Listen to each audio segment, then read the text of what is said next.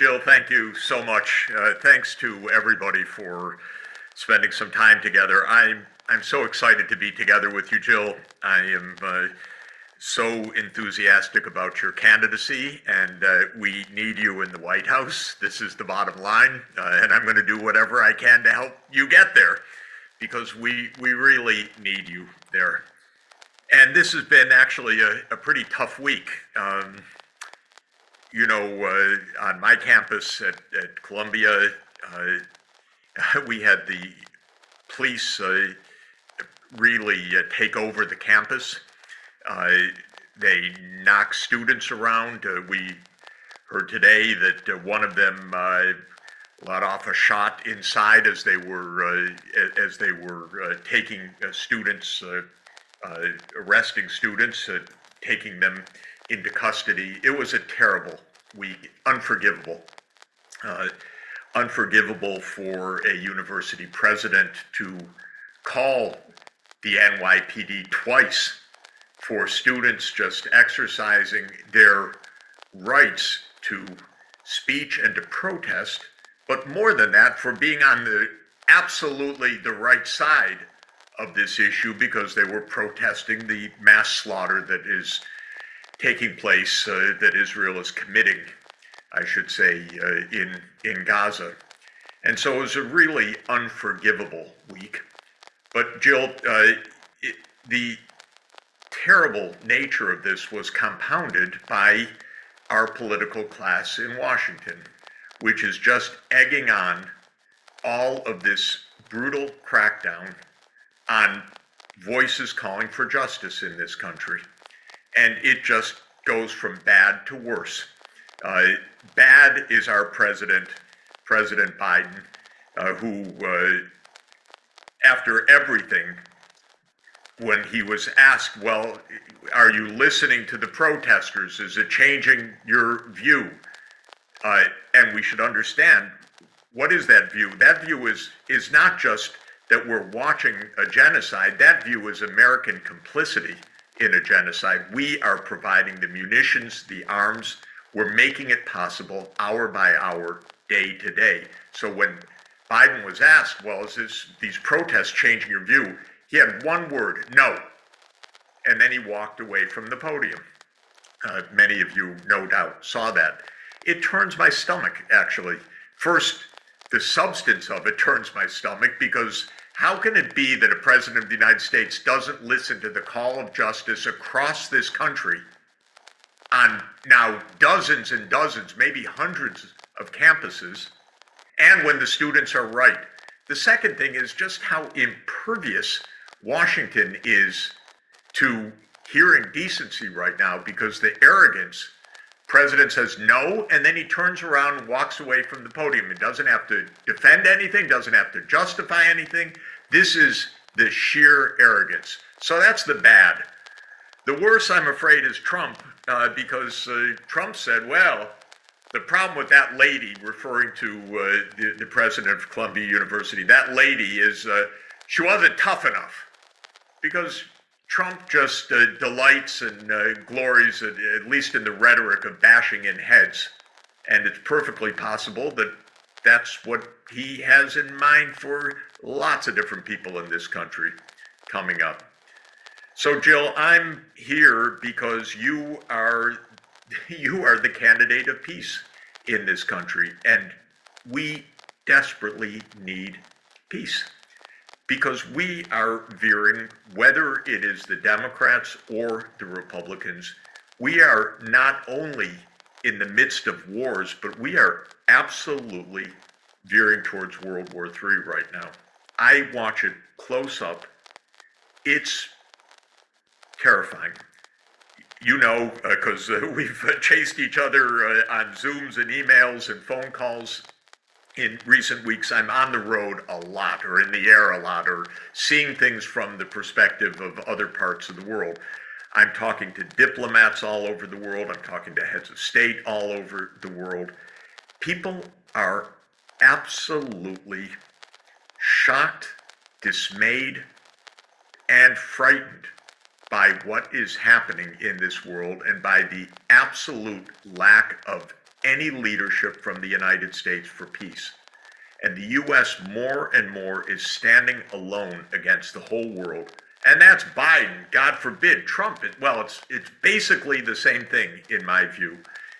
One can argue, I would say Trump is going to find a way to trump that of Biden, but Biden is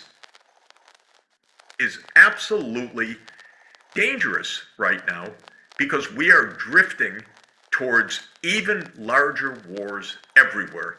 And this president doesn't understand it or doesn't care or has completely the wrong ideas or is incapable of addressing any of this.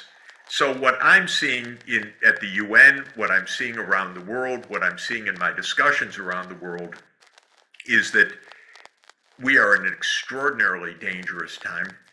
Every one of the conflicts that we're in, I think, has a rather straightforward way to peace right now because this is so dangerous, so irrational, but we're not taking any of that. You hear in Washington not one word about negotiations. They don't even believe in it. They don't even know it. There's no diplomacy left anymore. This is true in Ukraine, where I know I've been involved in Russia and Ukraine at the highest levels, at the head of state level in both countries for more than 30 years. I know all of them. I've watched this. The U.S. tried to push NATO relentlessly over Russia's objection. There's a 2,000-kilometer border, and we're saying we can go where we want. American military bases can go where they want. We can put in Aegis missiles where we want, and we can overthrow governments when we want, like we did in 2014, helping to overthrow the Ukrainian government. And then a war breaks out, and that was just unprovoked, we say. And we provoked it for decades, actually. And then when the war breaks out and right away Russia and Ukraine sit down to negotiate, what does Biden do? He goes to tell the Ukrainians, no, fight on, don't negotiate, no neutrality. You're going to be in NATO, you fight on. Well, we just heard actually since the beginning of the year, there are more than 100,000 Ukrainian casualties. This is a disaster and a bloodbath that we are absolutely causing. In fact, I think there's nothing less than saying that we are causing it because we reject every off-ramp for a peaceful settlement of this. We could have avoided the war. I begged Jake Sullivan in 2021, negotiate. Don't go into war. Oh, no, Jeff, don't worry. Yeah, right. Okay. I worried because I knew what I was talking about. They don't worry because I don't know what they think. But anyway, now we have a full raging war. President Macron of France, who gave me the Legion of Honor, and I'm wondering, oh my God, he's now talking, well, we're going to move NATO troops into Ukraine. Do we really want to have World War III in Ukraine? So that's one issue where I see complete lack of U.S. leadership, sense, drift. Then comes this horrific genocide in Gaza, and it is completely unforgivable. I started going to Israel 52 years ago. I heard even 52 years ago in my first trip, 1972, after graduating high school, that Israel was going to put facts on the ground with the settlements in the occupied territories. And I thought, that's a little strange. It's against international law. Well, they have been doing this for decades, and all backed by the United States. And now with a full-fledged massacre underway, what we hear from the United States government every day is no conditions, no red lines to billions of dollars of American armaments and munitions. Now, the official count is 35,000 dead in Gaza, 70% women and children.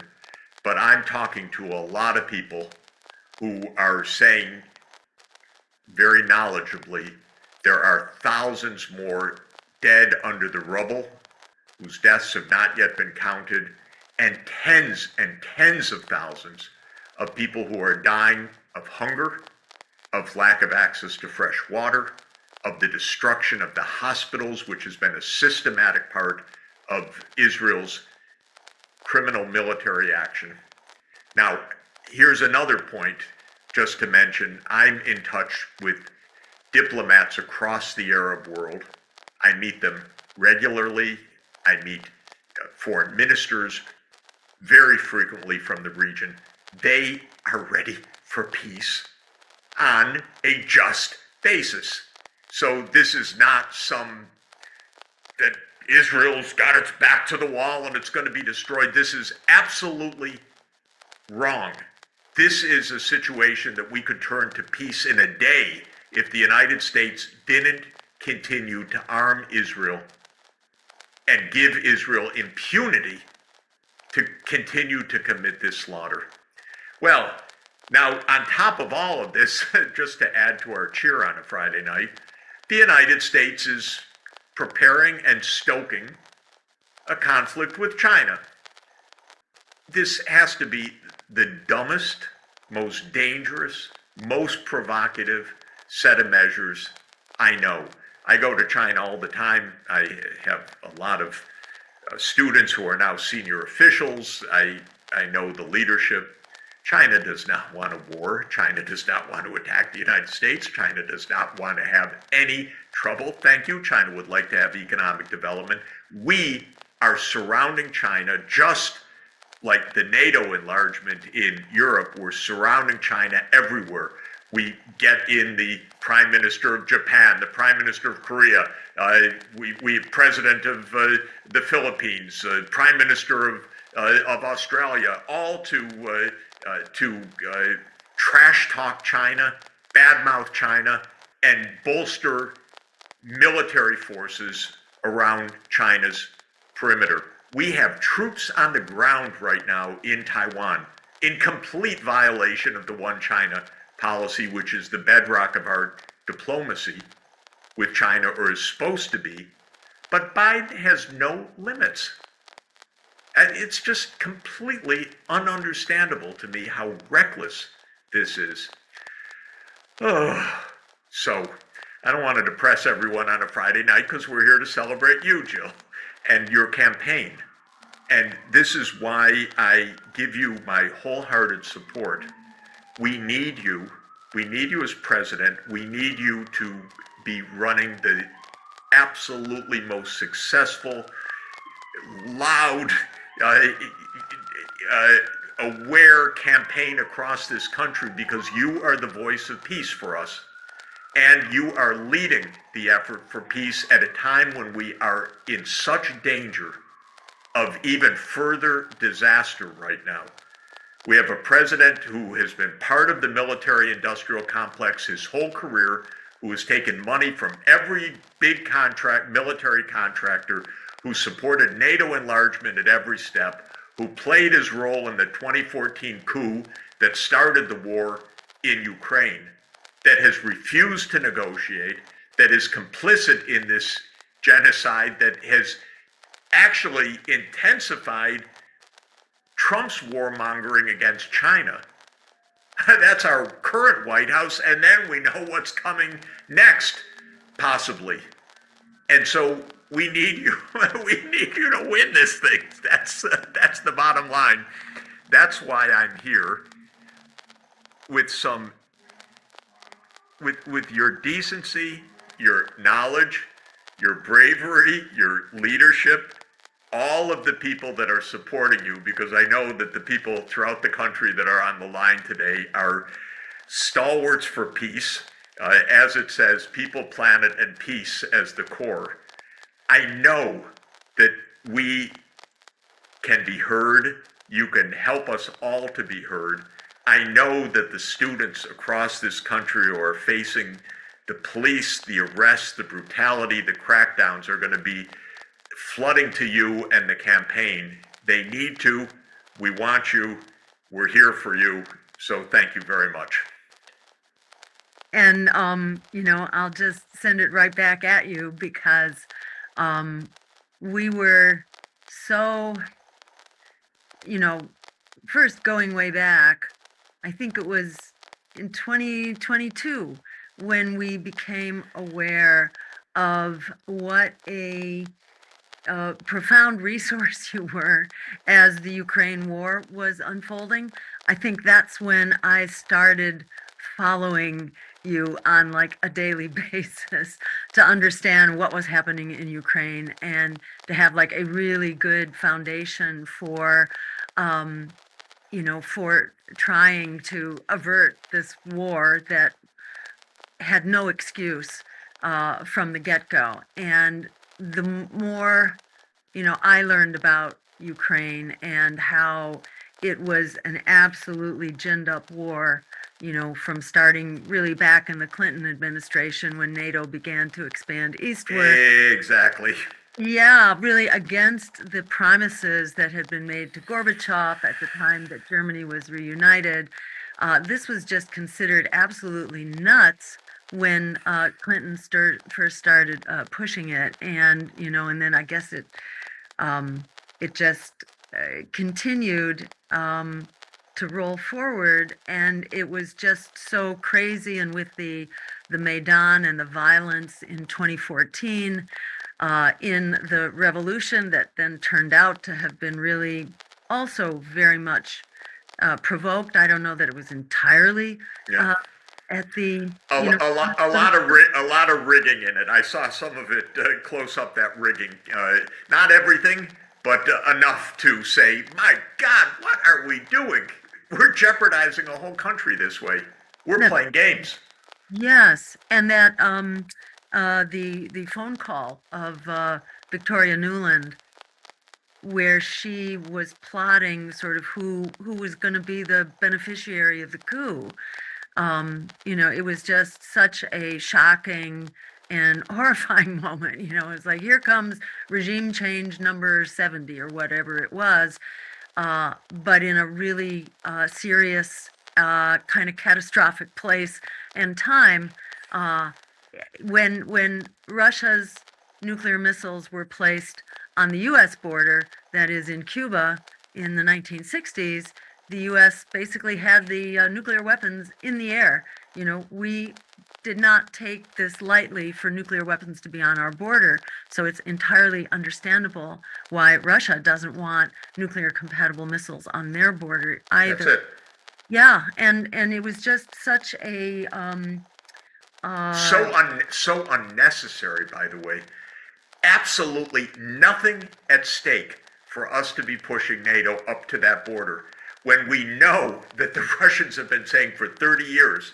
I was Yeltsin's advisor back in 1991, 92. The Russians were begging us, Jill, we just want to be normal. We want to be friends. We want to be part of this world. The U.S. could not take that. No, you can't be normal. We're the victor. We will decide what normal is. NATO, sure, we do what we want. And by the way, as you said, when Clinton started that, his Secretary of Defense, very decent man, Bill Perry, agonized, should I resign? This is so crazy. This is so unnecessary. This is so provocative. George Kennan, who was the great scholar statesman of the second half of the 20th century on U.S.-Russian relations, Kennan said, this is the biggest single mistake we can make. So we kind of dreamt this resurgence of war through this arrogant approach. Amazing. It is amazing, and it was so empowering, I guess, to discover that you were there with kind of the same outlook that we hold as Greens, that I hold as, just a peace advocate, born and bred, in the Vietnam War, wondering, standing out in front of my public library as a high school student, along with a group of us that like couldn't figure out why are our friends being drafted to go fight in this war? What does that have to do with us? So, just having a skeptical viewpoint in general, which, I felt like I found such a home in the Green Party for people who just don't we don't drink the Kool-Aid. We don't drink Exactly. the Kool-Aid on war, on fossil fuels, on oligarchy, on crushing inequality. Greens just don't drink the Kool-Aid. So we've been a little bit out of the mainstream, but as the mainstream continues to crash and burn, it's been quite validating to see how many people are kind of coming into alignment with us on our basic points of view, but discovering that you especially are a resource who does not take marching orders from the economic and political elites. It was just so refreshing to see that you were there. And then when I heard that you were no longer a member of the Democratic Party, I think you announced, I want to say maybe 4 months ago, something like that. It wasn't Yeah. that long ago. I began to think, oh my God, so Jeffrey Sachs is no longer a member of the Democratic Party. We need him, we need him in this campaign. We need him in this kind of political movement to just help us be grounded. And, I will say, to the credit of Greens, they do a lot of their homework. They really do their homework, especially around issues of war and peace. But there's nothing like having a front row seat to history, and actually having been there when all this was happening. So it was just so inspiring to see that, well, maybe we could find a way to make contact with you. And for months, I was trying to figure out how can we make contact with you. And then suddenly, maybe a month ago, I got an email from Sonia, Jeffrey's wife, just putting me on Jeff's distribution list for his writings. And so I wrote her back and I said, "Thank you so much. I'm a big fan. I'm really glad to be, on the direct recipient list here." And then she wrote back, to the effect of, "Well, we're following you too." Yeah. And so I then said, "Well, you know what? I'm going to be in New York next week. Why don't we get together and brainstorm, how do we avert the nuclear war that's kind of around every corner right now." So I just wanted to share with people how kind of magical it was that all of a sudden, it was time for making contact and for standing up and fighting back. And it just feels like we are in that moment right now. And one positive thing, that I want to share with people is that there are three, I mean, positive, it's a mixed bag, but there's a benefit here. There are three pro-genocide, pro-war candidates who will be strong campaigns on the ballot. That is Trump, Biden, and Robert F. Kennedy, who says he's a peace candidate, but that's only if you consider the Middle East war not a significant war. But hello, this probably has more potential than any other war at the moment. It's so extremely unstable. I don't know how you feel about the ranking of the hotspots around the world, but Yeah. I have to say I worry more about this one just because every day, and besides the baton as commander-in-chief has been passed over to Bibi Netanyahu, who is free to make decisions, basically as if he were the commander-in-chief for the United States, with no prior clearance required. He gets to decide, is he going to start a war with Iran or not? That's exactly right. And It's exactly right. And by the way, this war, this massacre, this slaughter in Gaza is so awful and disgusting. It's, for me, kind of the most minimal test. If you can't get that, what could you get?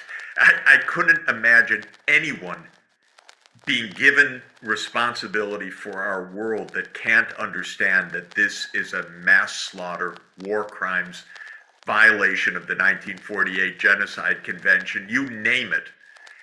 It's so basic, Jill. It's not even complicated. I mean, in any way, it's not complicated.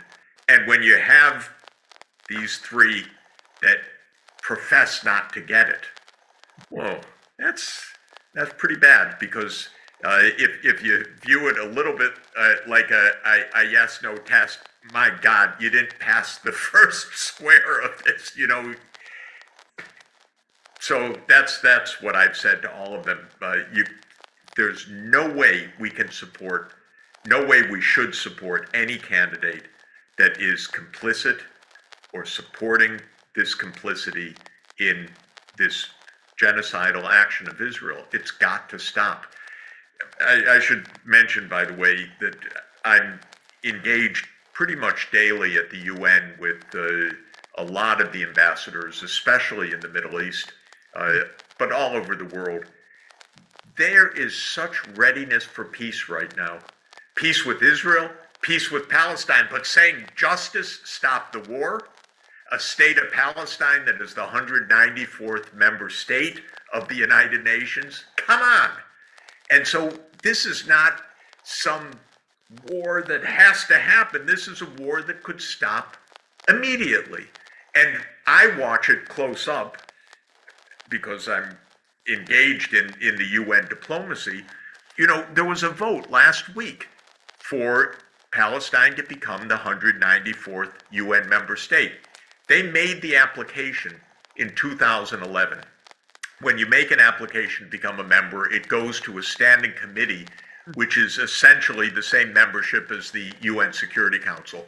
Back in 2011, that committee said, yes, Palestine meets all the criteria for UN membership. So what happened?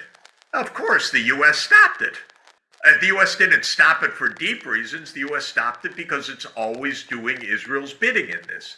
Not to Israel's advantage in any fundamental way, to this kind of delusional approach of Israel and this cruelty. So the US stopped it back in 2011 and told the Palestinians, no, okay, you qualify. It's going to happen soon, but for the moment, just take observer status at the UN. A typical US game. I won't use the word that is the right word about this because it's vulgar, but it's a typical US game. The Palestinians said, okay, we'll take observer status, but this is short term. We're going to get membership. That was 13 years ago. Now, the Palestinians, in the midst of this genocide, reapplied. They said, our application is still pending. All over the world, people are saying, yes, we support you. So it went to the UN Security Council a couple of weeks ago. And what was the outcome? The outcome was that there was overwhelming support for Palestine to immediately become the 194th UN member state, except, of course, the US stood alone and vetoed what everyone else wanted. In the end, the vote was 12-1, 12-4, 1 against the US with its veto, and 2 abstaining because Britain will never do anything to oppose the U.S. It's not even allowed in their, in their sense of whatever it is now. And Switzerland abstained because they apparently have some opposition, specifically in the Swiss Parliament, in a part of the Swiss Parliament. So, but they didn't vote against; they just abstained. So 12-1. Now it's going to the General Assembly now. There's going to be overwhelming support, and Biden. And the General Assembly is going to make a recommendation back to the Security Council. Let them in. Again, we're going to see Biden. I don't want to predict disaster, but I fear it because this guy doesn't know how to be president. He doesn't know how to go with history. He doesn't know how to make peace. He just doesn't know. Or he's subservient to the Israel lobby, or he's subservient to the military-industrial state. I don't know what it is exactly. So I'm counting on the whole world to stand up and say, let Palestine in. And then I'm just worried, sick, that the U.S. is going to do its thing again with another veto against the whole world. So, Jill, when you are president, you're going to be with the whole world on the same side. That's what's amazing right now. We're not fighting world opinion that wants more war. We're against a world that actually wants peaceful solutions, and we're the one exercising the veto right now. It's just crazy. Let's start with the one that's going on for the longest, which is the war in Ukraine. I think every time in the past when we've spoken, we've talked about how it seems very difficult to imagine the Ukrainians winning in the way that the West defined victory, namely expelling the Russians from every inch of Ukrainian soil, including Crimea. And yet the Western press has been painting a very rosy picture of how the Ukrainians are feisty and how they're performing better than anyone would think. Finally now, clearly the media narrative has shifted in the West. Even I think the U.S. government's tone has shifted. And it's obvious now that the Russians are breaking through Ukrainian front lines, are advancing, are gaining territory, while the Ukrainians are gaining none. And even the Ukrainians, everyone except Zelensky, I think, admits the situation is pretty dire. What do you make of the situation just on the battleground in terms of the war itself? Of course, the Ukrainians are being beaten. But what's very interesting, Glenn, and exactly in your line of work, if one listened not to the Western media, but also to the Russian channels and to independent media over the years, it's not as if there was some sudden change. What is happening right now, which is the defeat of Ukraine on the battlefield, is a steady process that's been happening now for more than 2 years. So there's no dramatic moment of change. There has been a war of attrition that Russia has been winning. The propaganda in the West has disguised that. And even until today, you have absurdly optimistic statements by Secretary Blinken and others. But if you listen to the facts on the ground, not in the New York Times or the Washington Post or the Institute for the Study of War or all of the British media, but a much wider range of news, nothing that's happening now is a surprise or even a shift from the underlying trend that has been underway now for 2 years. After all, Ukraine was completely bloodied and failed in its so-called counteroffensive last summer. It already lost significant areas of Bakhmut and others in the spring of last year on its key defense lines in the Donbass. So what's happening now, which is dramatic, is not a surprise, and it's not even a decisive change of direction, except in the Western media.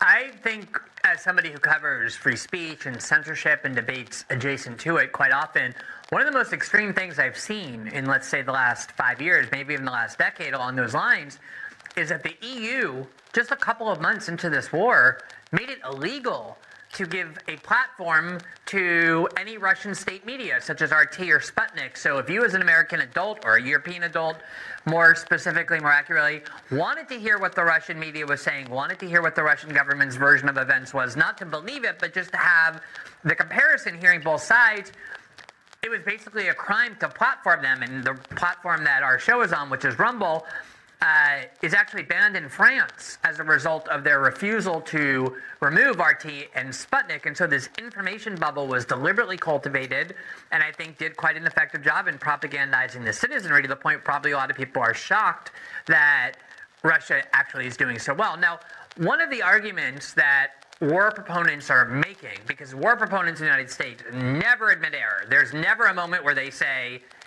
our predictions about the war didn't come true, it was misguided, it was an error, we made a lot of false assumptions.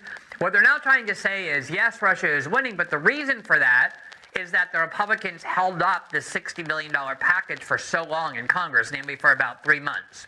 And if you go back in history, you look at every war where the U.S. failed in its objectives, and they always make that same argument. Oh, we were constrained by war opponents. We would have won in Vietnam had it not been for the protest movement. We would have won in Iraq had they unleashed more force. We would have won in Afghanistan had we stayed longer. We would have won in Syria had Obama not tied the hands of the CIA.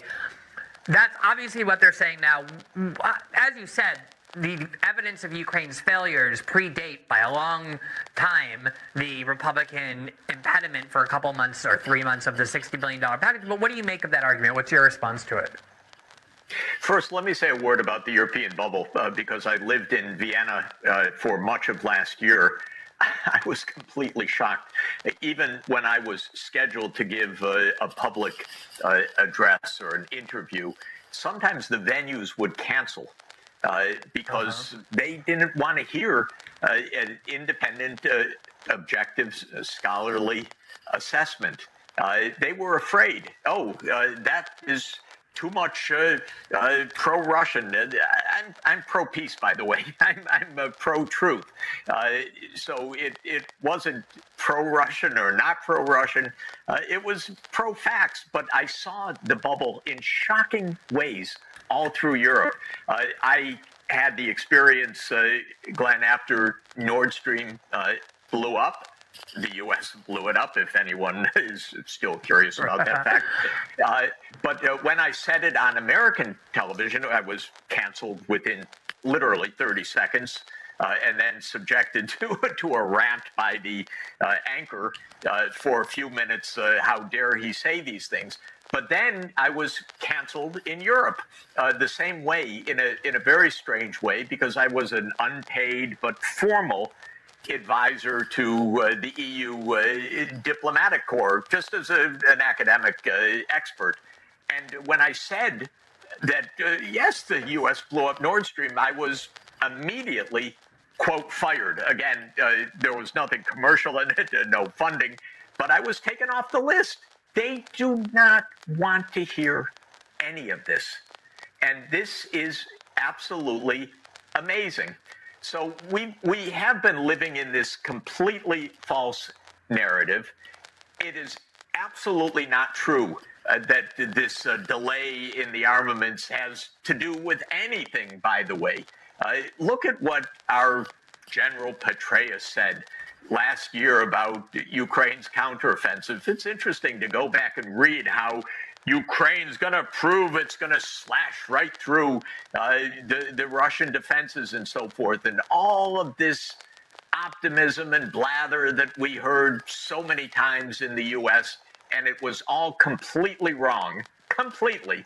And when it proved completely wrong, no one ever had even a story to say, well, what happened? We said, somebody said this, and it turned out to be this. Isn't that interesting? If you follow this story closely, essentially, the U.S. has been gambling repeatedly. They've been gambling with a guaranteed losing hand. This is important to understand. Obama did figure this out back in 2014. He figured out that Russia has what was called then escalatory dominance, that whatever we do, Russia would escalate. Why? Because for Russia, the stakes of what's going on in Ukraine are existential, but for us, it's a geopolitical game. Not more than a game, by the way, and that's how it's viewed by these game theorists. They want NATO in Ukraine. So everything, Glenn, that they banked on proved to be wrong. And the group that was banking on it is the same group as today. It was Biden, Sullivan, Newland, who's now my colleague at Columbia University. Right. She's out. But Blinken, it's the same group. Now, they gambled in 2014 that they could help to instigate a coup, and that all would kind of settle down in the U.S. favor.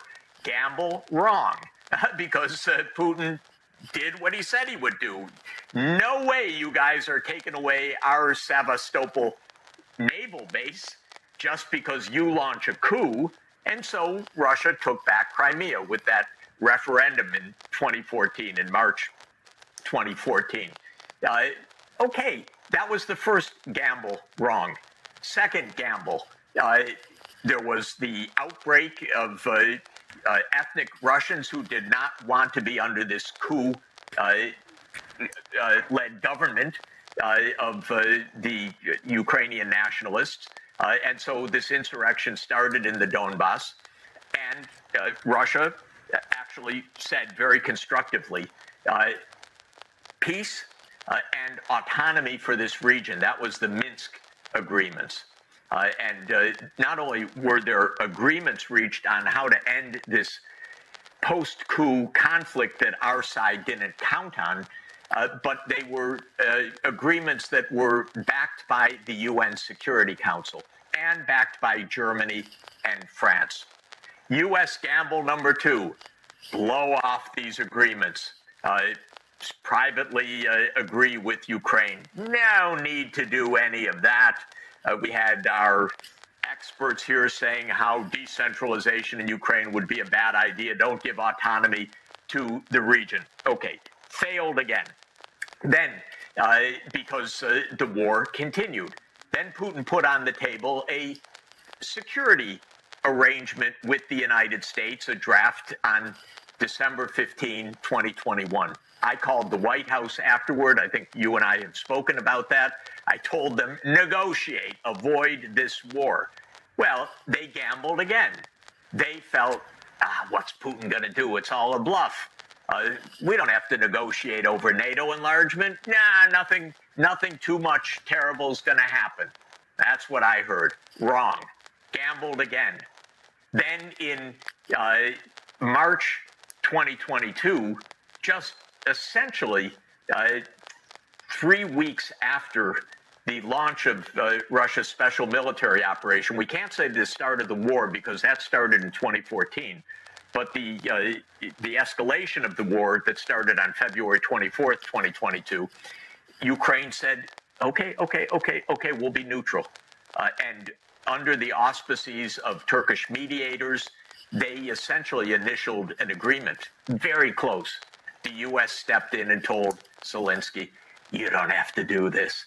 We've got HIMARS coming your way. We've got tanks coming your way. We've got crushing financial sanctions coming your way. We've got your back. This was another gamble. This was another escalation of a losing hand on the U.S. side. What these people, Biden, Blinken, Sullivan, Nuland, can't get is that for Russia, this is really national security.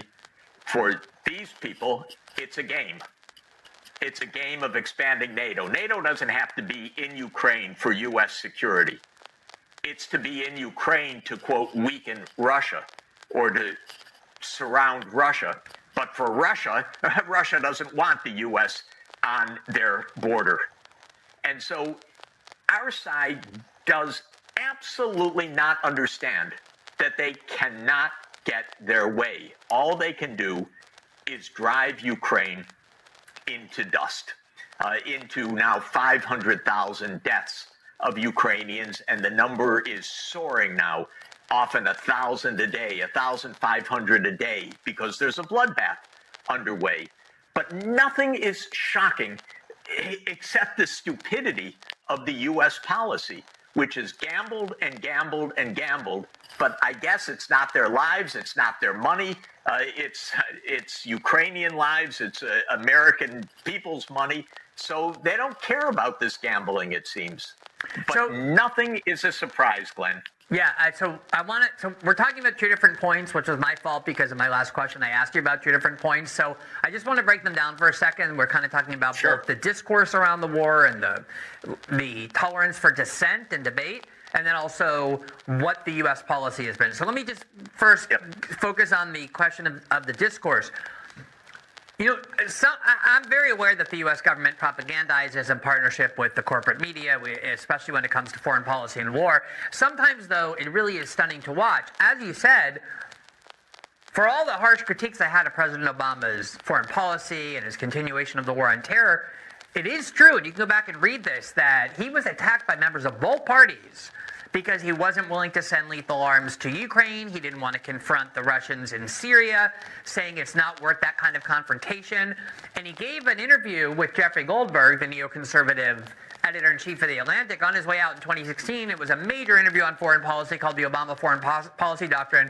And Jeffrey Goldberg kind of harassed him very critically, like, why wouldn't you do more to confront Russia and protect Ukraine? And what he said, President Obama, the beloved Democratic Party politician, as recently as 2016, was, look, what we have to understand, and I think he used the phrase escalatory dominance, but his point was exactly that Ukraine has never been and never will be a vital interest to the United States, but it always will be, always has been, and always will be a vital interest to Russia because it's in their backyard, not ours. And therefore, it's impossible to beat Russia in Ukraine Because if we try, they'll just take over not just Crimea, but all the Donbass and eastern Ukraine. And then a year later, in the Democratic Party, it became taboo, evil, immoral, maybe a sign of your disloyalty to raise that exact point. And I think what changed was a lot of Democrats became convinced that Putin won the election. But on the discourse, this is a thing that has really amazed me. You know, when I started writing about politics, I focused on the war on terror and a lot of the abuses of civil liberties and American principles of due process and the like that I perceived was taking place. And at the time, anybody who questioned the war on terror of Bush and Cheney, especially 2003, 4, 5, was accused of being pro-terrorist or pro-Al-Qaeda, that you weren't defending your own country's legal values and constitutional principles, but you must be on the side of the terrorists. And I thought that tactic kind of went away, that it was obviously manipulative and deceitful. There was a lot of reasons why you would object to Bush-Cheney foreign policy without being pro-terrorist or pro-Osama bin Laden.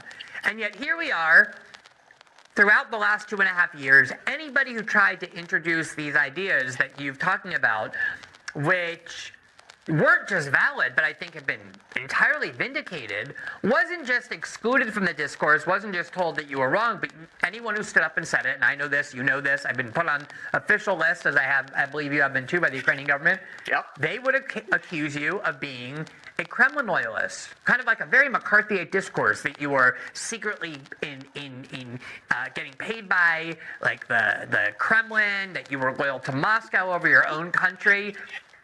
And that really did work. That continues to be the sort of primary tactic against people like yourself who have expressed dissent about this war. Why did that work? I mean, why does that, you know, I honestly didn't think it would. I never thought it would when Hillary Clinton first raised it against Donald Trump with Russiagate. But it seems to have such a stranglehold, kind of ability to influence people, to deter people from speaking out, and to get other people really on board with this tribalistic notion that either you support your government's war or you're on the other side. Why do you think that works so well? Well, let me say one basic point. The fundamental problem is that American foreign policy is against the interests of the American people, and therefore it is based on continuous lying. This is not new to Ukraine or to Gaza. Of course, it was part of the Iraq War. It was part of Syria, because how many Americans understand that Obama ordered the CIA to overthrow the Syrian government? It's almost not discussed. U.S. foreign policy is based on the idea that the U.S. should be the world's hegemonic power, the unchallenged, unrivaled power in every region of the world. Full spectrum dominance, meaning economic, military, technological, diplomatic, financial dominance in every part of the world. It's completely delusional.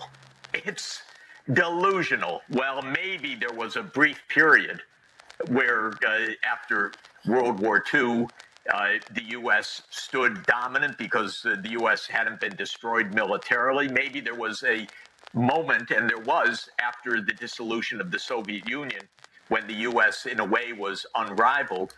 But life is a little bit more complicated than the United States holding all the pieces in the world. Since we don't, trying to do so means nonstop wars. And the American people, if it was explained to them, hey, Americans, how do you feel about nonstop wars so that the U.S. can be the unchallenged power of the whole world? People would say, are you crazy? Leave me alone. I got to go back to work. I'm trying to raise my kids. You stop sending us so much threat, taxes, trillions of military spending, and so on. They never buy this stuff. And so the whole thing is based on lies. We have to go into Iraq. It's not us in Syria. It's the Russians in Syria. It's not us in Ukraine. It's Putin unprovoked. And on and on. It's such sad nonsense. But since it's based on lies, it has to be secret also. It cannot be that there's open discourse. You cannot allow open discourse when the lying is so relentless. And so it comes naturally that if you want to do something that is not possible, that is delusional, and is not what the public wants, and you have at least a formal structure of democracy, that we have elections and so forth, and there's supposed to be some voice of the people, then you have to lie. And when you have to lie, then everything has to be confidential. Then the worst crime in America, as you know very well, because you've reported on it more than anyone else in our country, is that you have to make the greatest criminal the one who tells the truth, or the one who leaks the truth, or the one who exposes the lying. And that becomes the modus operandi of the imperial state. So to my mind, the whole thing starts with the wrong premise, which is that the only way the United States can be safe in the world is to run the world, which is both impossible and extraordinarily costly and extraordinarily threatening of our survival. Yeah, I mean, it's one of the reasons why I focus so much on the need to protect the free flow of information, the free flow of debate, especially over the internet, because if the government or power centers get a hold of that and can control it, it doesn't just exclude dissenting voices, but more so it shields their propaganda and their lies from any kind of critical scrutiny. All right, let me ask you, so that was the first part. The second part is the identification of several what you call gambles that the United States government made with respect to Ukraine that ended up failing. I know it's always difficult to talk about motive because probably there are always mixed motives or multiple motives. But the thing is that not only was all of what happened predictable, it was actually predicted. We were just talking about what President Obama's view was about how after 8 years in office, he developed a pretty clear foreign policy, and he knew that the Russians would react the way that they've reacted if we tried to expand NATO into Ukraine. But way before that, in 2008, the current director of the CIA, Bill Burns, wrote a memo to Condoleezza Rice, and at the time it was also Victoria Nuland. She was the U.S. ambassador to NATO under George Bush and Dick Cheney, where they were obsessed with this idea that we have to expand NATO as a bulwark against Russia. And Burns in a memo said, you people are crazy. I've spent a lot of time in Moscow, and if we do that, it's not just Putin, but pretty much every sector of Moscow's political factions, including Putin's opponents, his liberal opponents, who view NATO expansion into Ukraine as a red line, that they will, that will automatically provoke the seizure of Crimea, their extreme interference with eastern Ukraine, just as a start. So everything that has happened was not a surprise. It was obviously known. I'm wondering, do you think that what happened was that the U.S. either disregarded that knowledge or decided it was worth it to risk because of how important Ukraine was? Or was there some level on which that provocation was part of the plan? In other words, we know that we tried to trap the Soviet Union in Afghanistan before. Other countries have done that to us.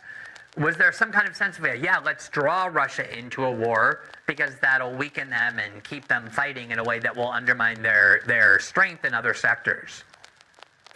Well, first, that memo in 2008, everyone should go online and type in William Burns. Niet means niet is one title for this memo.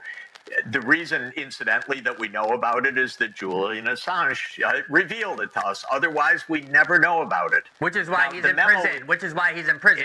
Exactly. Just like we were talking about. Exactly.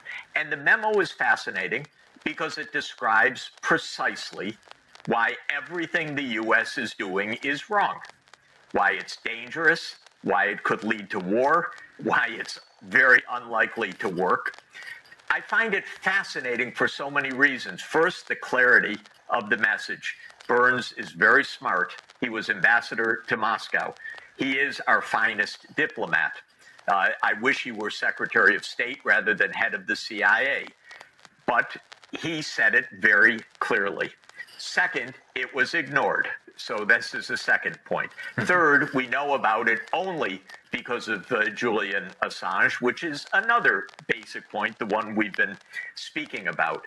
And it raises the question, so what is going on? Now, I have a basic theory that the main job of an American president, the overwhelmingly important job, is to keep a foot on the brakes. By the brakes, I mean stopping the war machine, which as a $1 trillion a year business is always revving. There are always generals who want war. There are always military contractors who want war. There are always crazed ideologues who want war. There's always people who want to test their new weapon systems. There are always people who want to beat the hell out of someplace. There are always expats who want to punish somebody or do something. The war machine is always revving. You have a huge standing army. You have 800 military bases around the world in 80 countries, excuse me. You're going to have war all the time. So the best presidents, and they're very few, are the ones that know how to keep the foot on the brake.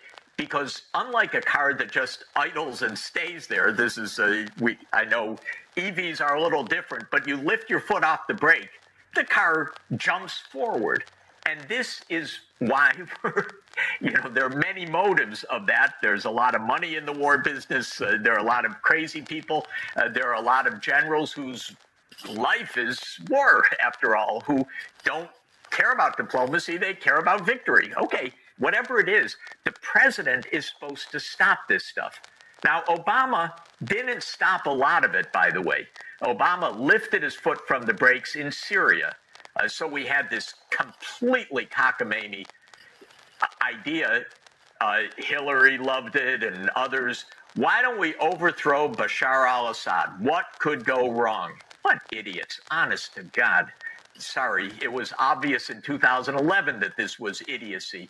But President Obama signed the presidential finding to send the CIA in to overthrow Assad. We barely heard about it. It's called Operation Timber Sycamore. The New York Times covered it, I think, in 3 stories in a decade. So not so easy to know about or to hear about. But that was the president lifting his foot from the brakes. Another one was Libya. In Libya, Sarkozy and Hillary and others, Cameron, yeah. Thank you. He said, why don't we take that guy Gaddafi out? For what reason? Well, why not, was the theory. And so they concocted the Benghazi hoax, right to protect the Benghazi population, blah, blah, blah. He lifted his foot from the brakes, and we've now had Libya in chaos for the next 13 years. What could go wrong? In Ukraine, to his benefit, he kept the foot on the brake. And as soon as, not completely, but pretty well, of course, Trump lifted it and Biden put on the accelerator, because Biden played this game of regime change already back in 2014. We know it from the intercepted call of Victoria Nuland that says we're going to get the big guy, Biden, to do the attaboys to cement the new post-coup government. You don't make this stuff up. It's absolutely clear. So Biden's been part of this for a long time, this very group. Now, you ask, why did they do it? Because it takes skill and fortitude to keep your foot on the brakes. There are so many warmongers around. There are so many members of Congress who make a living off of the military-industrial complex. There are so many generals around. There are so many contractors around. There are so many ideologues around. And like you said, any restraint gets attacked by the right and the left, and you have to be very brave to fight that. Being for peace is not so easy for an American president. That's why we almost never avoid wars in this country, because we have an imperial state. It was founded in 1947. It has grown to gargantuan proportions, and it's very hard to stop. Well, it is true. I think it's right that as far back as we can look in history to Mesopotamia, to Egypt, to the Hebrew conquests of Canaan, and and so on, every group believed that their success was that God was on their side. When Britain became the dominant power in the 19th century, it didn't say, well, we were lucky we had the steam engine. Now we can kick the shit out of everyone else. They said, well, we are the great civilization. And the fact that we have the steam engine means either A, B, C, or D. We are superior genetically, we're superior culturally, we are God's choice, we are the new Israel, whatever you want, and that's the multiple choice question. But it's always some confirmation of superiority. So this is, again, I think, pretty deep-seated culturally. It manifests itself in different ways.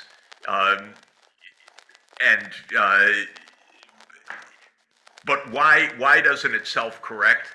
Well, I think one thing, and it's, for me, I believe my lucky life experience and professional experience is that early on I decided I wanted to work on the issues of economic development because I thought, why do we have poverty still?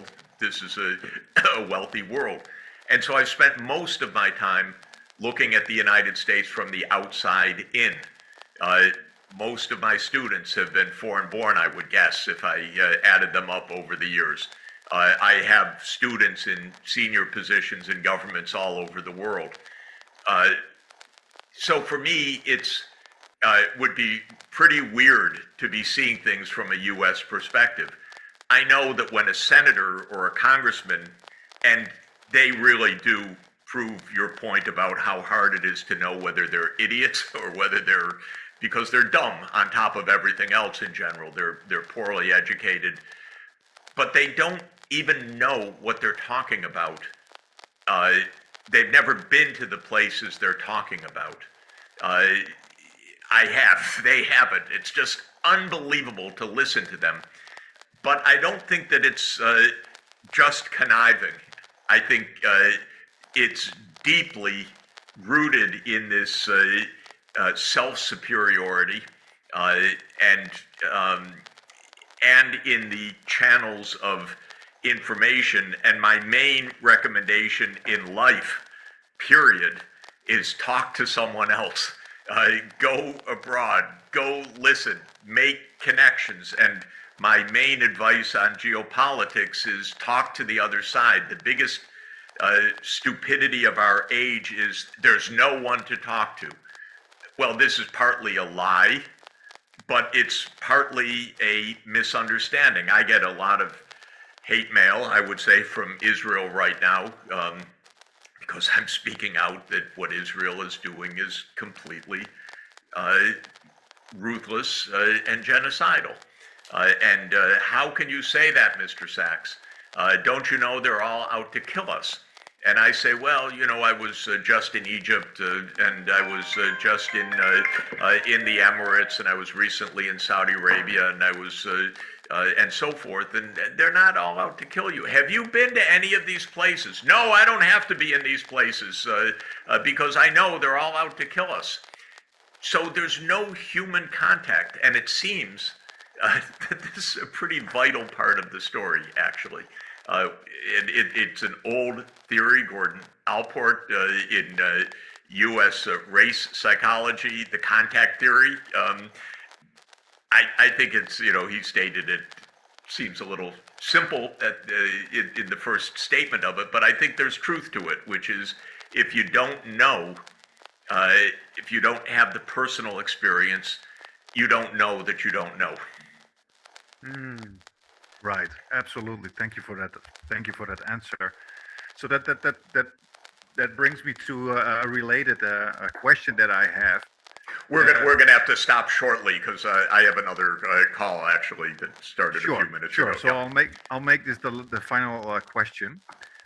So it was noted that in the previous discussion, also during that Athens Democracy Forum, you were interrupted when you started saying these things about Western society, which actually may reflect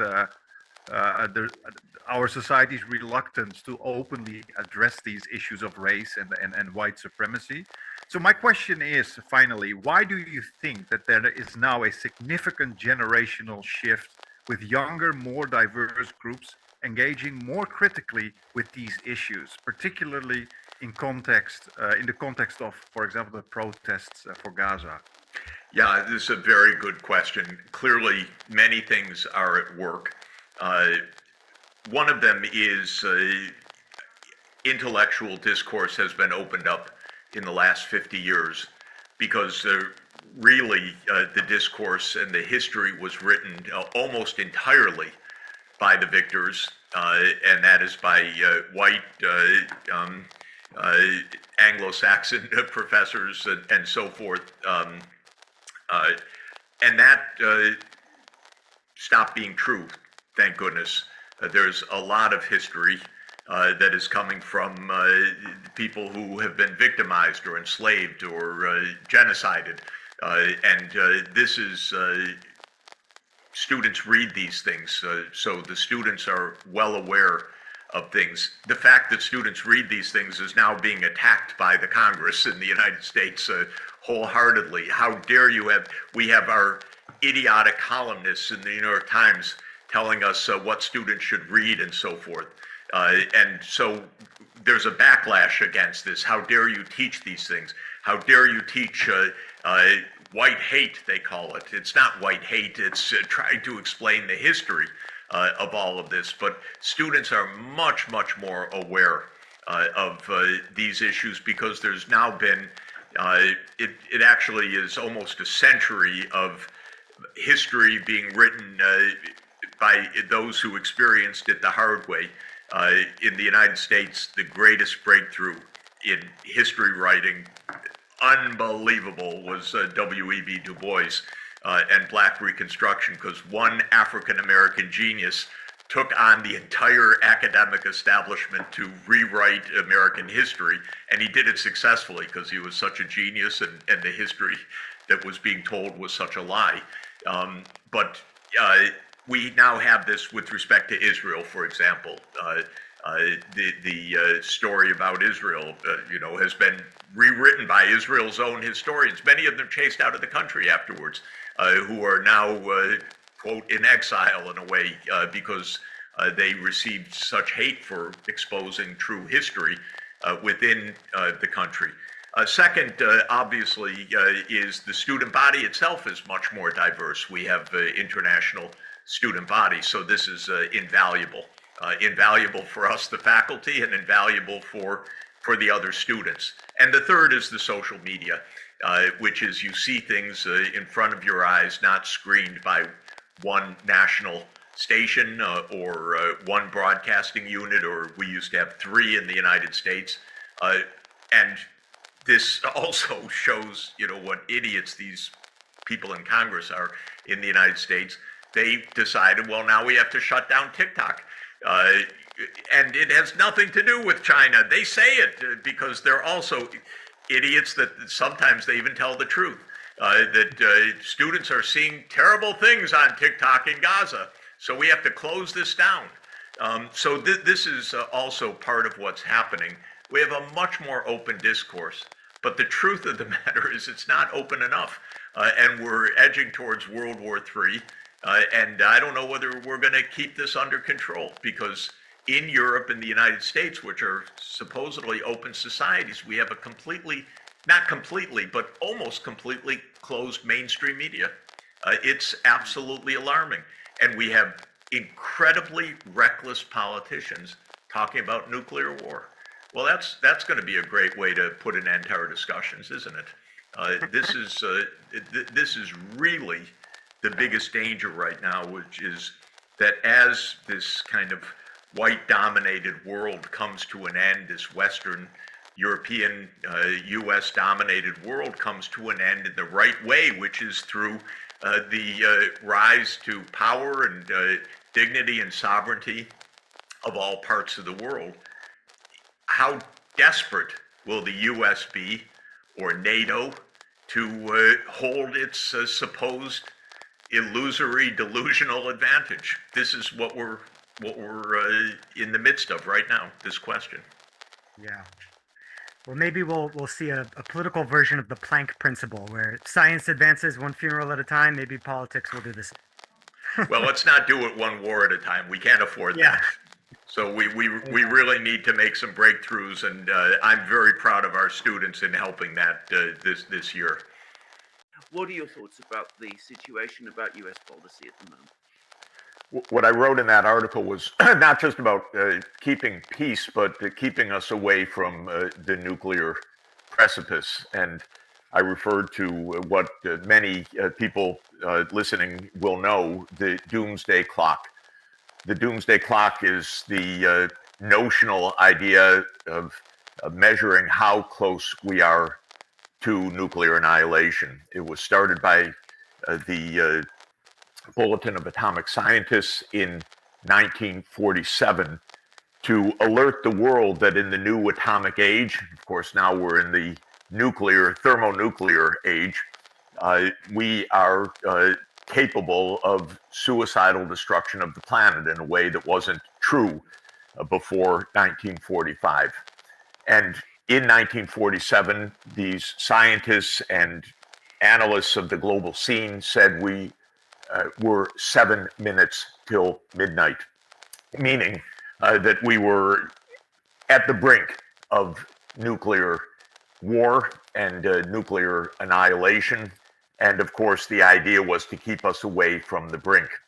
So what I looked at in that article was which presidents took us closer to midnight and which took us away from midnight. And it was very sobering to look at the clock from the American political point of view. Most American presidents have been failures, in my view, in foreign policy. Most have made the world more dangerous, not less dangerous. Most, of course, have presided over CIA campaigns to overthrow governments around the world. There have been perhaps 90 such regime change operations since 1947. They continue until this day. The U.S. foreign policy is based first and foremost on the principle, if you don't like your opponent, overthrow it, which is a very strange kind of diplomacy. Most diplomacy is if you don't like your opponent, find out a way to live together, actually have diplomacy.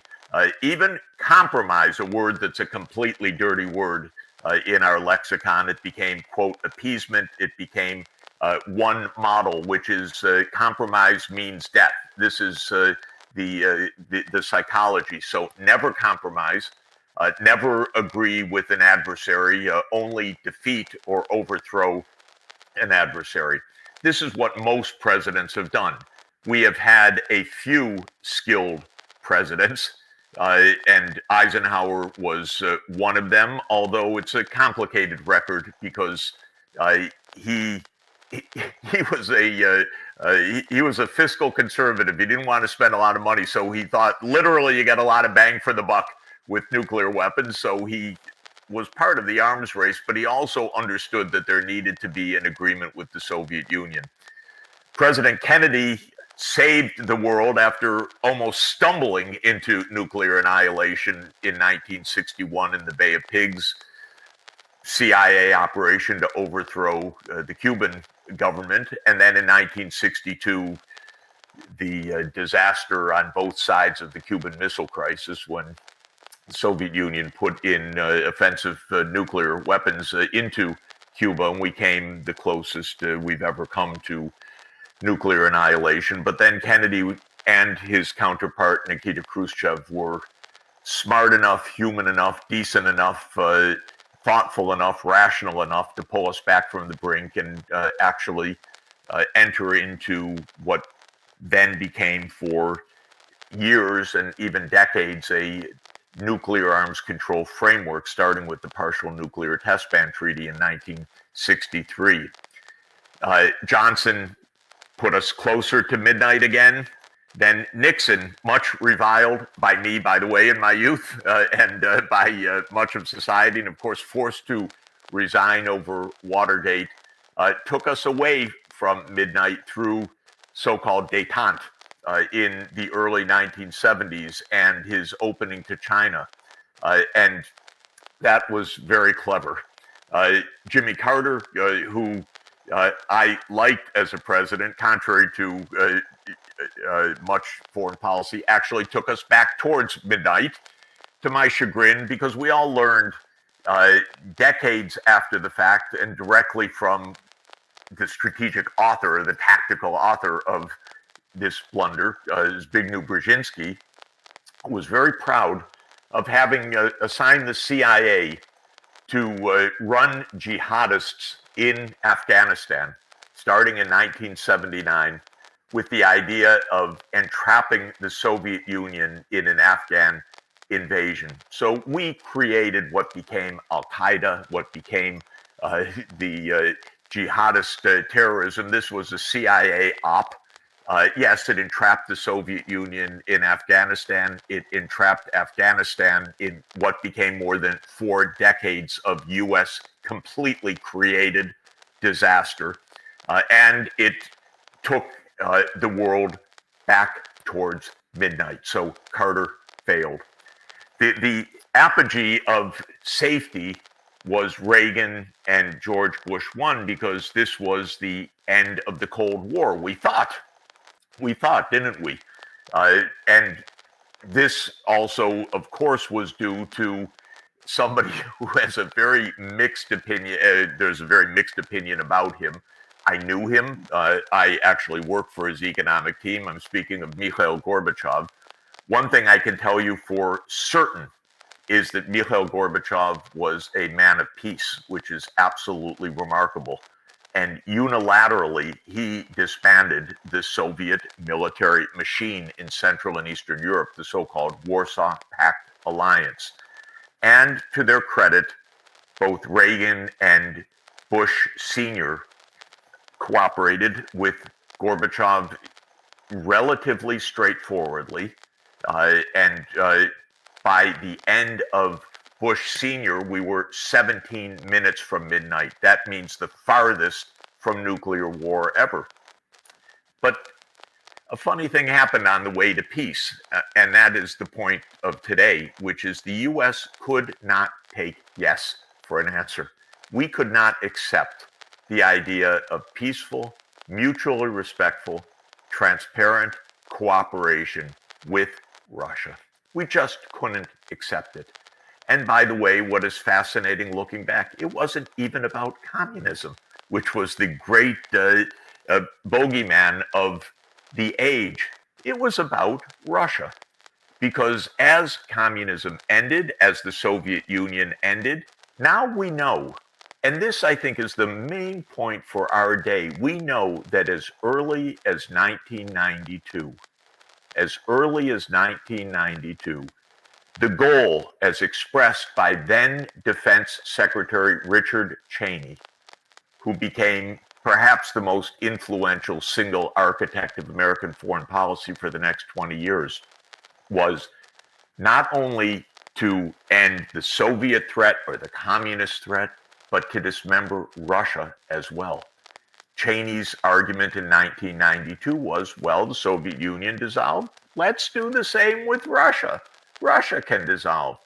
And a very insightful way to understand this remarkably dangerous, bizarre, irresponsible, reckless idea is an article by Zbigniew Brzezinski, one of the architects of all of this period, in 1997, in an essay in Foreign Affairs magazine called A Strategy for Eurasia. And Brzezinski just casually notes, maybe we need 3 Russias in a loose confederation, maybe a European Russia, maybe a Siberian Russia, maybe a Far East Russia.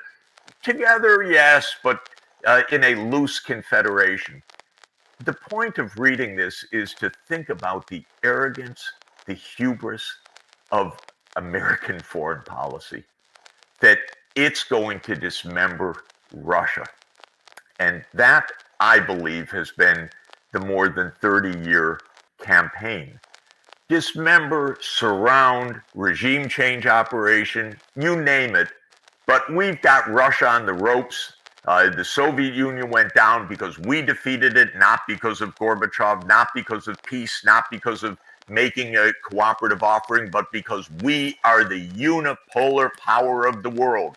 No one comes close. The greatest colossus in world history, greater than the Roman Empire. This is how American leaders thought back in the 1990s.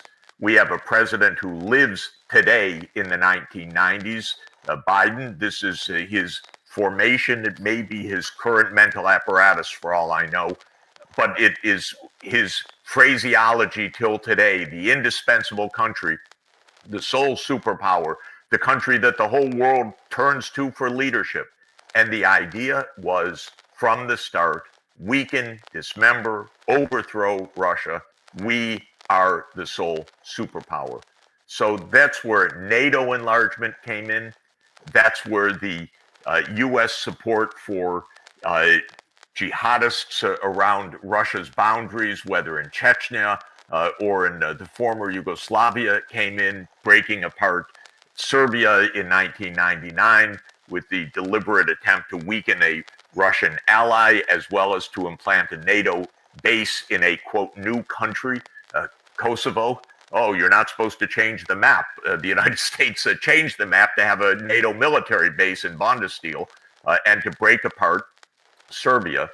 2002, withdraw from the ABM treaty unilaterally, the anti-ballistic missile treaty, put in Aegis missile systems in Poland and Romania starting in 2010, and of course, expand NATO to surround Russia in the Black Sea. Another Brzezinski project spelled out in 1997, stealing, as we've discussed in the past, from Lord Palmerston's ideas of the 1850s. Some horrible ideas never die, and this one was brought back to life. But the point, Alexander, is that the presidents from Clinton onward, every single one, Clinton, Bush Jr., Obama, Trump, and Biden, every single one has moved us closer to midnight in the Bulletin of Atomic Scientists Doomsday Clock. And we are now 90 seconds to midnight. Are you kidding? 90, they're trying to tell us something. And it's true. And if you don't hear it from the Doomsday Clock, just listen to any stupid European politician these days. Because one is more stupid than the next. Let's taunt Russia. Let's provoke Russia. Of course, let's bomb Russia. Let's destroy Russia, says the big Baltic state presidents that want to bring us to nuclear disaster. One after the other makes no rational sense at all. Biden is adrift. He can't lead. So we are, as I have been thinking, with a stuck rudder heading towards the precipice, heading towards midnight, if you will, in the Doomsday Clock metaphor. And every day is bringing us closer, because we have a three-front conflict right now, not one of which is being tamped down. We have Ukraine, we have the Middle East, and it's not only Israel's crazed and genocidal assault in Gaza. It's Israel's continuing attacks on Iran to bring the United States into a war with Iran. Good idea, Israel. Now we need hear today, even from the New York Times, no less, it's Israel's fake bot campaign on social media to continue to influence U.S. Congress. We don't even need to know about the fake social accounts, because the Israel lobby is powerful enough that it has held Congress in its thrall all this period. And we have the third front in Asia. As if it isn't enough, we are absolutely talking every day now. We have politicians, these are grown-ups, at least in appearance and by birth date, talking about war with China. So this is a kind of collective insanity. And incidentally, had an interview with Tucker Carlson recently, and it generates a lot of viewers and a lot of mail. And I got one just before we started from Germany saying that, Professor Sachs, I enjoyed your interview, but you expressed a little bit of puzzlement about what is Germany doing and why is it so self-destructive and so forth. And then it went into a very intelligent discussion about how Germany and every country where this gentleman has worked in academia is completely under the U.S. mystique and U.S.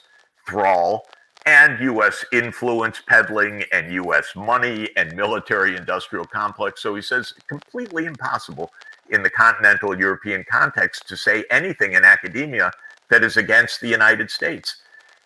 I don't have that direct sense, but it's shocking because I always thought, and again, I'm a naive guy, it takes me a long time to understand these things, but I thought Europe's the sophisticated one. 2,000 years of history. Europe's got the diplomacy. Europe's seen everything. It's done everything. It understands everything. But what I'm hearing from a lot of people is that there's no real debate anywhere in continental Europe right now. And we know in Britain, I always say Britain taught America everything it knows about all of this, all of this danger and saber rattling and wars of choice. And here we are. So 5 presidents in a row carrying us closer to nuclear annihilation than ever, and an American political system utterly and completely incapable of addressing this right now. Elections don't matter in November. This is something beyond the elections. This is something about the mentality, about the scale of the military-industrial complex, about the depth of these long-term projects, about the special role of the CIA in American society, because almost surely the most powerful institution in the land and the least known and least understood by design. And interestingly, just one last point of the rant, and sorry to carry on, but you know, when there's a real negotiation in the Middle East, when you really need to sit down to talk with Hamas, who goes from the United States? Not Blinken, but Burns, the CIA director. This is not an incidental point. What the hell is the CIA director doing negotiating this arrangement? The CIA is supposed to be an intelligence agency. Of course, we know it's a secret army, but it's amazing to see that. CIA director should not be the negotiator. But the CIA director is the negotiator because that's the real power in the American system right now. Well, isn't it extraordinary that a very senior and respected official like that can offer that hypothesis in a very plausible way? We know that the CIA has run jihadists. This is not at all a secret. It's kept out of the New York Times, let's say. It's kept out of the mainstream media, but it's not at all a secret to those who follow these events. We have reason to suspect that this particular Crocus attack was linked to Ukraine in some way, because, of course, the perpetrators were fleeing to Ukraine, and they have told the Russian investigators that they were expected to be received in Kiev. We know that the United States knew a lot about this attack. How? It hasn't told us. It's so strange, actually, that the U.S. acknowledges, well, it knew. It actually gave a warning, albeit a couple of weeks beforehand, about an attack like this about to take place. How? Why doesn't it explain? Why isn't there more understanding? It all gives rise to the kind of speculation of Lawrence Wilkerson, very plausible, and what senior Russian officials are saying. as we discuss all the time, the US government lies so relentlessly that whether or not this particular claim is true, it certainly could be true, and nothing that the United States government has done since this attack has allayed these suspicions, nor has it dissuaded very senior Russian officials from making such assertions, though the Russian leaders and investigators have said that it's an ongoing investigation. So it's dismaying and impressive to hear Lawrence Wilkerson speak in this way, very measured, very reasonable, obviously deeply experienced, and very worrisome. You have been harshly critical of many of the dastardly deeds that the CIA has been involved in: secret wars, secret army, secret coups. I've joined that criticism. Your colleagues on this program have, the viewers have applauded the intellectual honesty that exposes that. But tell me, Professor Sachs, are these American CIA agents so indifferent to innocent human life, so heedless of basic moral standards, so reckless in their disregard for international law and American federal law, that they would facilitate the killing of 144 young people at a concert in order to make some kind of a point to the Russian president? I don't know. I really don't know the answer to that. I do know that the CIA organizationally takes missions to destabilize adversaries or perceived adversaries of the United States. Those actions have resulted in vast numbers of deaths over the decades. So this is what the CIA does in part. Remember, as we've always discussed, of course, it's two organizations in one, which is its profound failing of design. It's a secret army that aims at destabilization. And there's no doubt, we know it even in this case from the New York Times story recently, that the CIA operated in Ukraine with the purpose of destabilizing Russia. That was not a surprise to read, but it was a surprise to read it in the pages of the New York Times a few weeks ago. But that has been an ongoing mission of the CIA for decades. So I would say everything is possible. It is really important for the American people to understand that the CIA has been publicly investigated precisely one time, and that was 49 years ago. Frank Church. The Church Committee in 1975. We will be at the 50th anniversary next year. There has not been one occasion since then in which the actions of the CIA have been independently investigated by even another branch of government, much less true independent investigation with access to the facts. When you have a secret army that is unaccountable to the public, unaccountable to the Congress, operates for decades, operates under presidential orders that are once in a while exposed, but then even so not discussed, you can have all sorts of results. Let me give one quick example, which is one of the most under-discussed facts of our modern times, and that is that President Obama tasked the CIA with the overthrow of Syrian President Bashar al-Assad. And we know that from, I think, two stories in the New York Times, as well as the other ways that one learns about these things in diplomatic circles.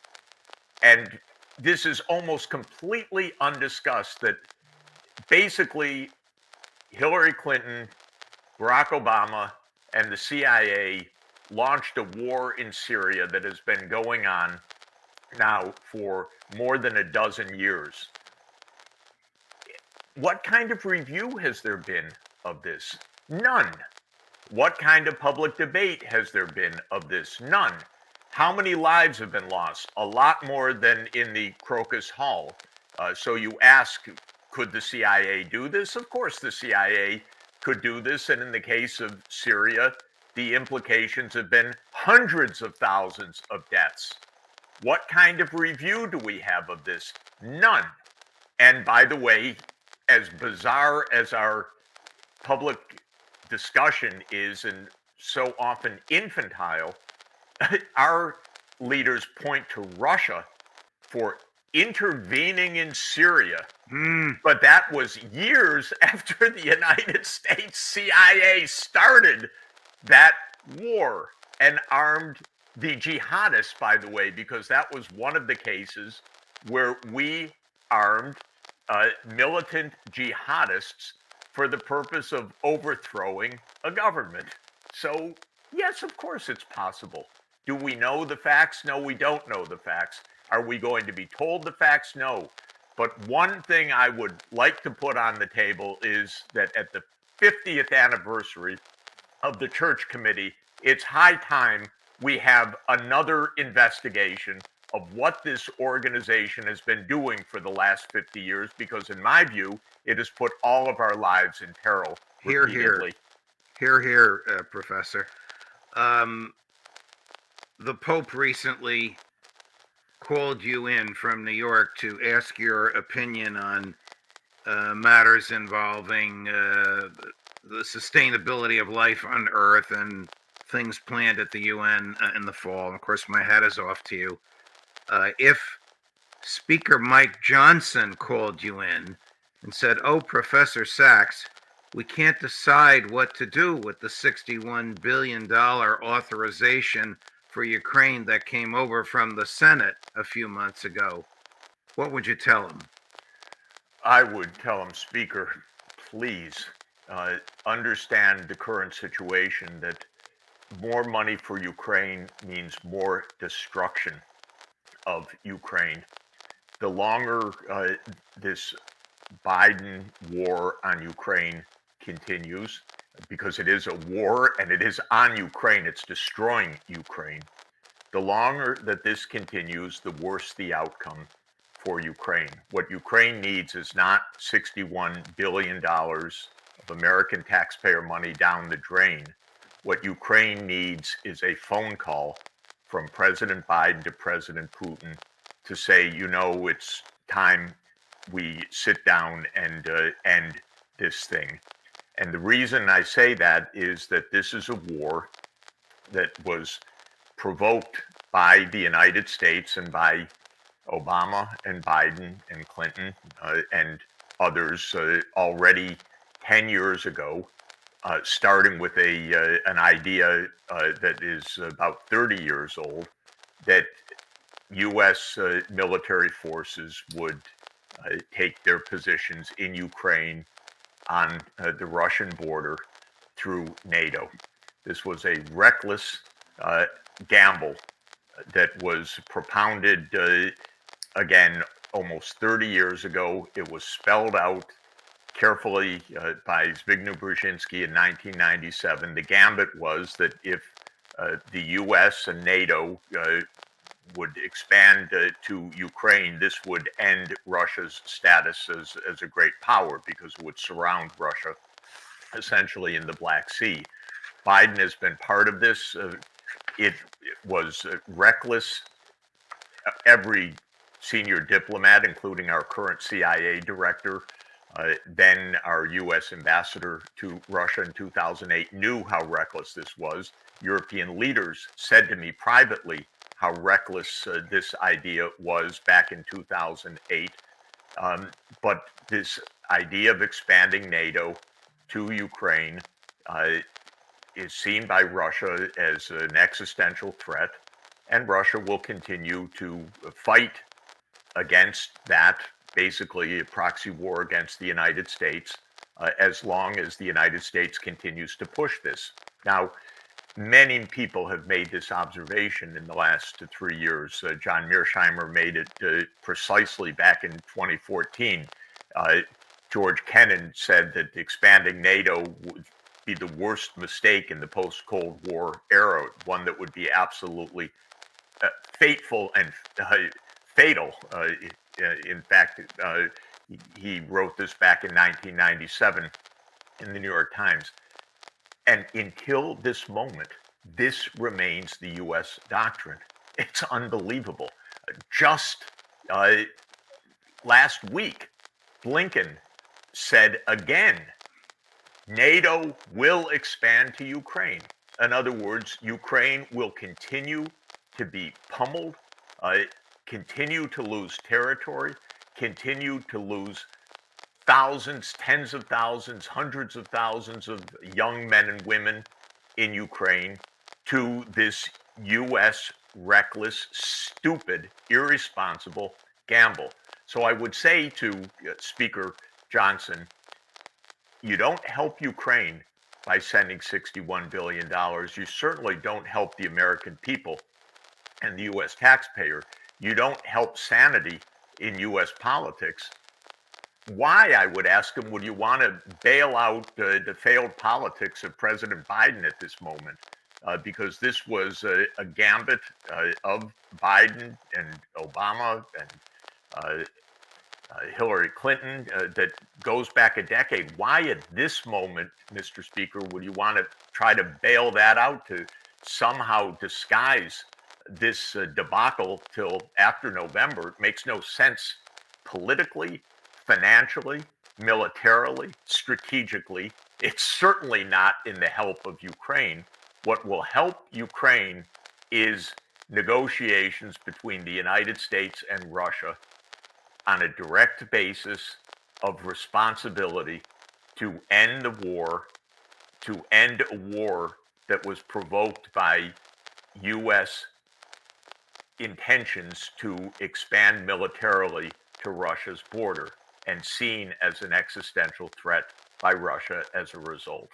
Here, a great statement, Jeff, and I didn't even tell you ahead of time that I was going to ask you that, as articulate and complete as you always are.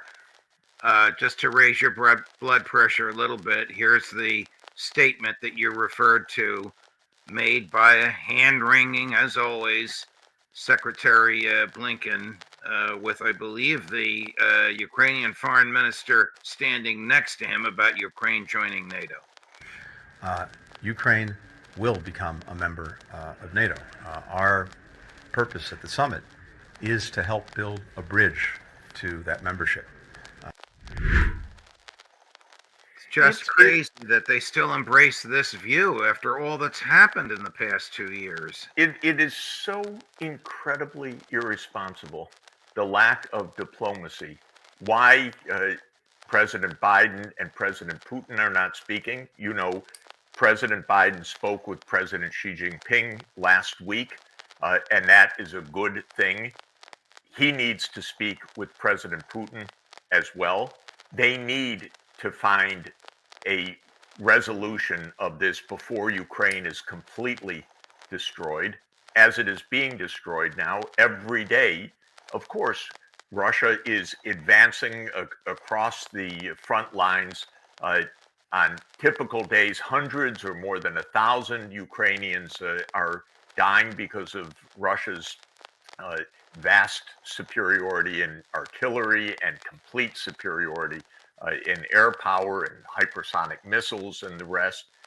Ukraine is losing on the battlefield, but it's losing exactly what we claim to be trying to defend, because President Biden won't acknowledge this is a failed gambit. This is playing a bad hand terribly, continuing to raise the stakes on a failed hand.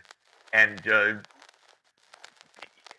maybe one can understand that from Biden's extremely personal point of view, but from the point of view of Ukraine, from the point of view of the American people, the taxpayers, the U.S. Congress, it makes no sense. Transitioning, 2 or 3 days ago, an Israeli journalist revealed the existence of an AI program employed by the IDF called Lavender. And this is apparently the means by which the IDF decided who to kill. The program assigned a number to suspected members of Hamas from 1 to 100. 100 was, must be killed. 1 is, we're not sure, and the other numbers in between. And wherever this person happened to be, the computers sent dumb bombs, not smart bombs, to the house and didn't care that it killed family members and neighbors as well. Or even gave explicit allowance for that. How many collateral deaths given the targets and so forth. Correct. I mean, do you expect that the Netanyahu government will try to shed blame or insulate or shield itself from blame, saying the computers did it? I mean, this is just another example, in my view. I'm anxious to hear your thoughts, Professor Sachs, of the reckless criminal nature in which this war has been executed, with the knowing and deliberate slaughter of everybody around the target, even the target's children and grandchildren. Yeah, I think that there are several points here. First of all, Israel is surely committing war crimes up to and including the crime of genocide. So those are human choices because we have the most extremist zealots in the Israeli government who have a vision of ethnic cleansing or slaughter in some pursuit of what they call Greater Israel. So at the core of this is politics and destructive politics leading to massive war crimes. But there's the other element, which is the rapid infusion of advanced technologies in killing in a completely horrific, alarming way, but also illustrating how cutting-edge technologies get militarized and without any governance, ethics, civility, public knowledge, public awareness. So there's a general phenomenon here. It's happening, of course, with the U.S. military. It's happening in Ukraine. It's happening in Gaza.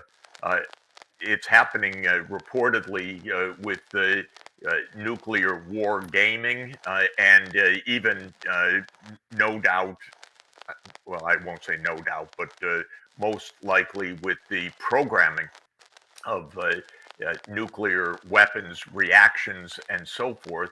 We are infusing it with artificial intelligence in ways that is extraordinarily dangerous, in this case in Israel, criminal and cruel, but with these technologies advancing so quickly, with governments that are not accountable to ethics or to the public, this is astounding and alarming. If I could make just a quick digression, which seems maybe completely out of left field, but I think it's related. My own view is that most likely the COVID pandemic was developed by a U.S. research program funded by the NIH in a highly secretive research program that was manipulating dangerous pathogenic viruses, making them more dangerous. The reason it's related, in my view, is that we are in a moment of extraordinarily rapidly advancing technologies. Even the biotech and the AI build on the same underlying digital technologies and platforms in a way. But the fact of the matter is, these are out of control. They are militarized. They are extraordinarily dangerous. And we don't have any governance within our countries or internationally in which ethics and the common good are maintained in the face of this relentless militarization, whether it's of pathogens or whether it's of artificial intelligence. So what's happening in Israel is can be viewed at a political level, but it can also be viewed at a technological level. That's both are terrifying. And it can be viewed, of course, on a moral level. Professor Sachs, my hat is off to you. I stand up and salute you. If you were here, I would hug and kiss you for the courage, intellectual bravery, and acumen with which you just explained a view that I know you have held, and on which you've done a lot of research, and on which you've given a lot of talks with respect to the COVID pandemic. We will well publicize for you what you just so nicely summarized. Last topic before we go. I appreciate if I may, before we turn to the last topic, just let me give you one little snippet more about AI and the military, and that was just a typical event. I was at a security conference in Bratislava, Slovakia, recently, and this question of AI and militarization came up. And it was a discussion on stage of some NATO generals. And their point was not, this is dangerous and runaway technology, or how can we get it under control, or what kind of diplomacy. The entire talk was, we'll beat the Chinese in this. We'll beat the Chinese in this. We can stay ahead. This is how generals think. Maybe it's right for generals to think that way, but it's not right for governments and diplomats and the public to think this way. And the generals must not be in charge. But their view was, well, we're just in another arms race. So we're going to maximize, accelerate in every way the deployment of these extraordinarily dangerous tools without any consideration for diplomacy, for ethics, for safety, for what can go wrong. And so this phenomenon that we see in Israel now, this phenomenon of the so-called biodefense, whatever that is, but manipulation of dangerous pathogens, and the bravado and stupidity, I would say, of these generals thinking, we'll be ahead of our adversaries, as if this is the only approach to the dangers that we face, is really all around us. That's what I wanted to emphasize. Well, nicely put. And as you mentioned, generals, it's a transition to my last topic with you this morning. Why are there several hundred American troops on a small island off the coast of Taiwan? What are they doing there? Are these war games? Are they provocation? Are they a tripwire? Well, they're definitely a provocation, whether advertent or inadvertent. It's completely shocking that Americans have troops in an island of Taiwan, which the United States recognizes as part of China, against the expressed, and I would say alarmed, point of view of the Chinese leadership. What are we doing? How many wars do we want to be engaged in? Where is even the modicum, the minimum, the iota of prudence in our behavior? It doesn't exist right now. That's exactly what we saw Blinken doing. No awareness, it seems, of the red lines of other nations. In the call, by the way, between President Biden and President Xi Jinping, in the Chinese readout, the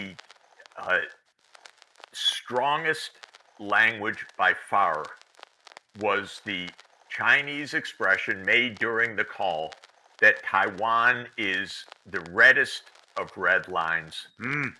And you know, the deepest failure of American foreign policy is the expressed denial of red lines of anyone else besides us. This is where we go wrong in an absolutely devastating way. We simply could not hear that the Russians were concerned about NATO coming up to their 2,000-kilometer border with Ukraine. Nah, nothing to worry about, said these fools in our government. Well, it's the same in Taiwan. We don't want to hear. The Chinese are telling us something very serious, very real, and given their history and their geography, very understandable, which is that Taiwan is a red line. The United States recognized this in a communique more than 40 years ago when it said it would not arm Taiwan for the long term. It was going to taper off what had been support upon the diplomatic relations with the PRC. We do not live up to that. We don't even want to hear about red lines. I suggest we learn to listen. दोस्तों इस video में मैं आपको video किस तरह से video zoom करते हैं और जूम आउट करते हैं। दोस्तों आपने